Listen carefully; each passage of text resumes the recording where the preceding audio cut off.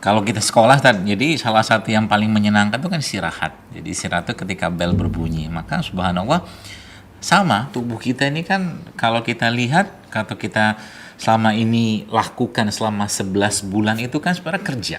Dia kerja terus. Semua panca indera aktif. Mata, telinga, bahkan yang paling banyak kerjaannya dalam tubuh kita ini apa? Hati, jiwa kita. Untuk makan seperti ini saya harus mikir. Mata saya ngelihat, suka dengan warnanya, suka dengan teksturnya, konturnya, apa segala macam rasanya.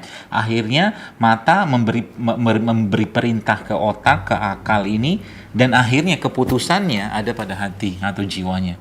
Saya makan ini. Jadi tiap melihat sesuatu itu kan dia mikir. Betul. Maka waktu Ramadan kita disuruh istirahat semua. Yang paling disuruh istirahat apa? Hatinya sebenarnya, jiwanya. Nafsunya disuruh istirahat. Dan itu kalau kita ambil yang paling dalam yaitu jiwanya. Terus ada nafsu lagi. Manusia, kalau saya Ustadz secara umum manusia atau teman-teman yang lain, kalau dikasih pilihan antara makan sama tidak makan, pasti pilih makan karena kita punya nafsu. Supaya manusia nggak makan terus, Allah perintahkan berhenti makan. Nah, tapi berhenti makannya ini karena ini berat, melawan sesuatu yang berhubungan dengan nafsu itu nggak sembarangan. Semakin berat dia, ya, semakin besar rewardnya. Saking luar biasanya pahala orang puasa itu kan nggak disebutkan Allah berapa. Betul. Seperti itu. Dan saking luar biasa lagi disiapkan satu pintu khusus. Betul. Pintu Ar-Rayyan. Ar-Rayyan. Seperti itu. Masya Allah kan. Kenapa? Jadi sebenarnya puasa itu yang kita kendalikan apa? Sebenarnya bukan fisik. Fisik kan tentara. Betul. Yang kita kendalikan nafsunya sebenarnya. Dan itu pahalanya luar biasa. Nggak boleh jima. Manusia kalau suami istri dia bisa halal berhubungan suami istri, disuruh stop siang hari. Padahal itu waktu di mana orang aktivitas, orang kata melakukan hubungan seperti itu segala macam lah.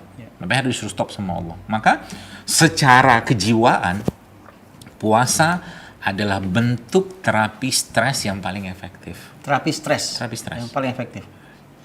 Yang Karena pertama. diistirahatkan tadi itu ya. Dan bahasa stres ini sebenarnya apa? Detox. Jadi kalau dibilang detox hati paling baik apa? Puasa.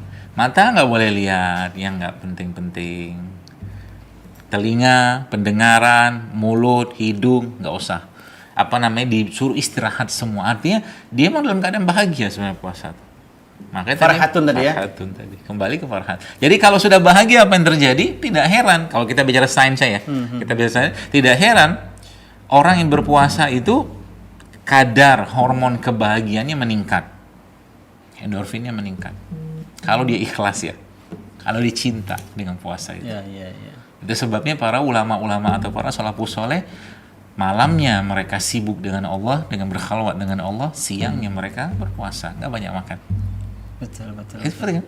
Kebiasaan mereka seperti itu. Itu sebabnya apa? Kita kembali ke beberapa kajian yang lalu. Coba baca atau lihat dan pelajari sejarahnya, apakah di sejarah Islam itu banyak penyakit-penyakit degeneratif, stroke, kencing manis, darah tinggi. Ada nggak kolesterol? Nggak ada. Nggak ada. Kenapa? Karena mereka memang betul-betul orang yang lebih senang menjaga imannya daripada memuaskan hawa nafsunya. Sebab apa? Karena lemahnya iman, salah satu penyebabnya adalah banyaknya makan. Karena kalau puasa memang nyata bahwa dia berhadapannya memang dengan syahwat. Betul. Itu kan kenapa umpamanya hadis Nabi yang Nabi sampaikan SAW kepada para sahabat yang saat itu masih muda-muda tapi miskin ya kan.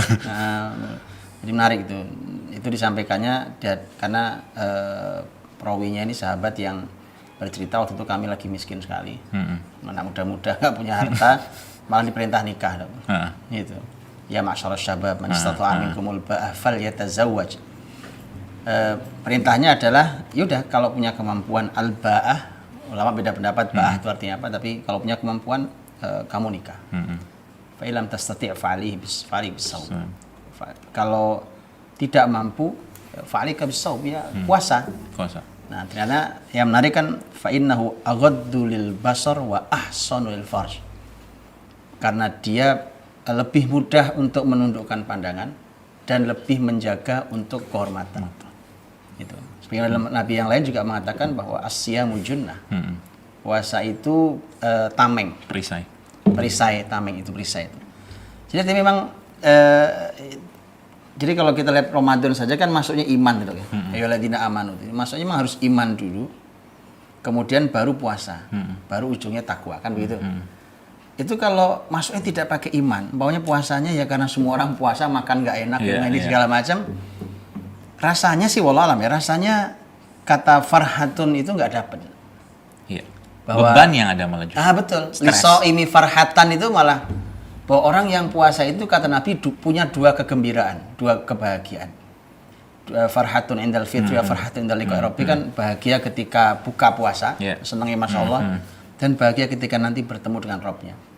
Tapi kalau tidak pakai kesadaran iman ya malah puasa itu nambah stres ya jangan? Banget. Gitu ya? Banget. Bahkan selain stres ya tidak ada efek fisiologis ke badan.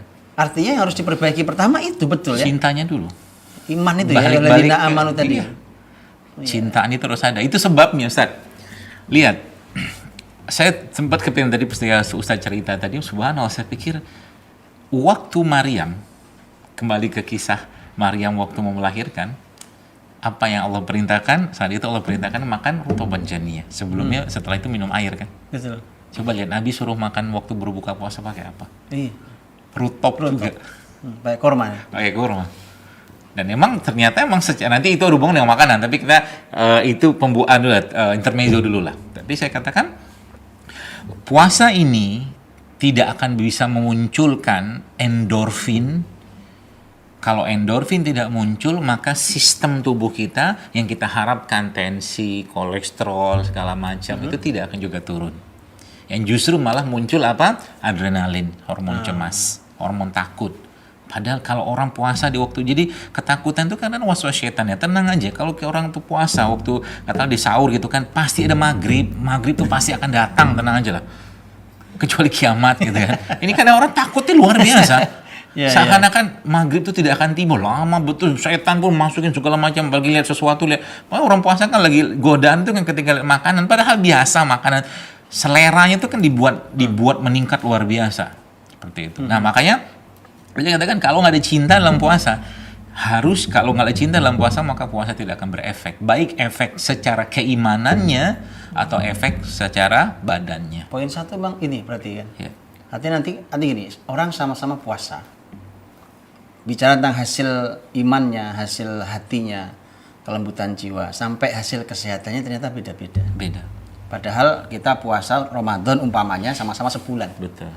Kita mulai bersama, berakhir bersama. Dan yang luar biasa lagi apa, para sahabat itu apa yang mereka kerjakan sebelum Ramadan? Persiapan dulu. Udah bahagia. Jadi bahasa saya itu stok bahagianya itu ketika Ramadan mau datang tuh udah ditambah tuh. Jadi waktu Ramadan ibarat kata langsung nyebur kolam bahagia itu gitu. Iya. Kenapa? Udah istirahat, udah kami nggak pusing lagi mikir makan apa, minum apa, karena kami fokus ibadah. Nggak heran orang-orang soleh itu zaman dulu tuh subhanallah saya katakan ya memang nggak masuk akal untuk ukuran kita ya, bisa khatam Quran sekali semalam.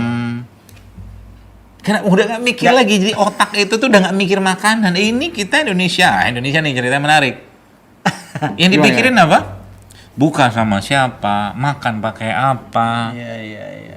Gitu kan, sahurnya apa, sibuk aja urusan begituan. Sehingga apa? Akhirnya saya katakan ya betul sih kata Nabi, pasti benar. Nabi bilang setan tuh dibelenggu, tapi setan yang lain masih banyak tuh kayaknya tuh. Akhirnya apa? Inflasi di negeri ini paling tinggi waktu Ramadan. Loh. Coba lihat datanya. Karena konsumerismenya meningkatnya luar biasa. Ini aneh nih. Nah, ini yang aneh. Aslinya asyam itu artinya adalah akar katanya al-imsak. Nahan diri. Jadi kalau inflasi paling tinggi di Ramadan, aneh nih. Dan itu sekian tahun udah terbukti.